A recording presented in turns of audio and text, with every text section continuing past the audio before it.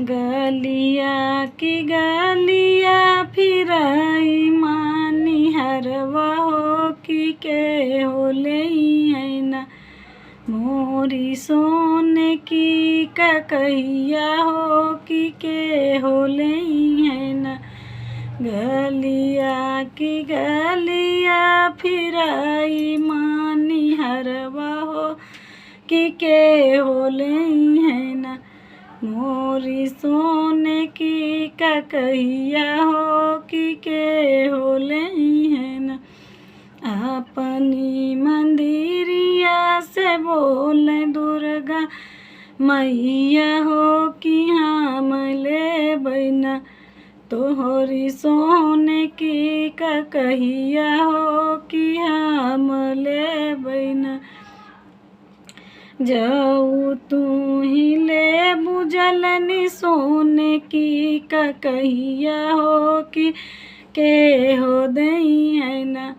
मोरे का कही के दमुआ हो कि के हो दई है ना। जाऊनी बजनिया की कोखिया हम बैठबै हो कि ओ नहीं दई है ना। तोहरे का कही के दमवा हो कि ओ नहीं दई है ना। गलिया की गलिया फिराई मानी हरवा हो कि के हो ले है ना। मोरी सोने की ककैया हो कि के हो ले है ना। अपने मंदिरवा से बोले शीतला मैया हो कि हम ही ले बैना। तोहरी सोने कई ककैया हो कि हम ले बैना।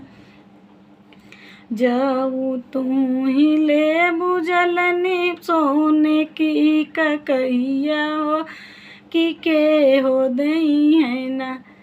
मोरे का कही के दमवा हो कि के हो दई है ना। जौनी बजनिया की कोखिया हम बैठबै हो कि ओ नहीं दई है ना।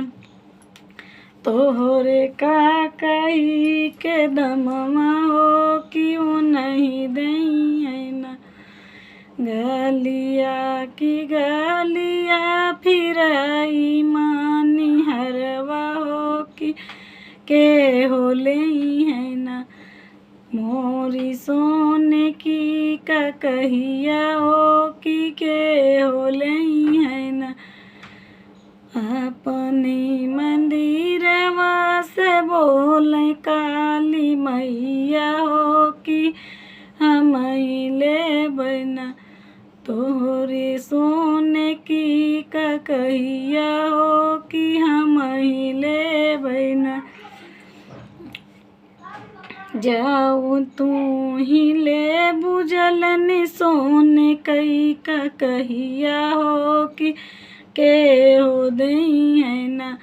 मोरे का कही के दमवा हो कि के न दई है ना। जाऊनी बजनिया के कोखिया बैठबै हो कि ओ नहीं दई है ना। तोहरे का कही के दमवा हो कि ओ नहीं दई है ना। गलिया की गलिया फिराई मानी हरवा हो कि के हो ले है ना। मोरी सोने की ककैया हो कि के हो ले है ना। कंप्लीट हुआ बजरा गीत दोस्तों।